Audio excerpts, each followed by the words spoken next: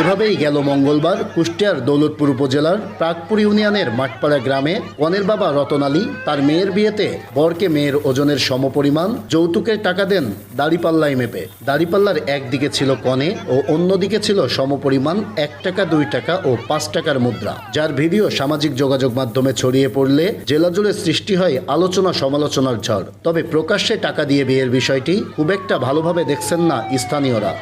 এটা এলাকাতে সমালোচনা আলোচনা সৃষ্টি করছে।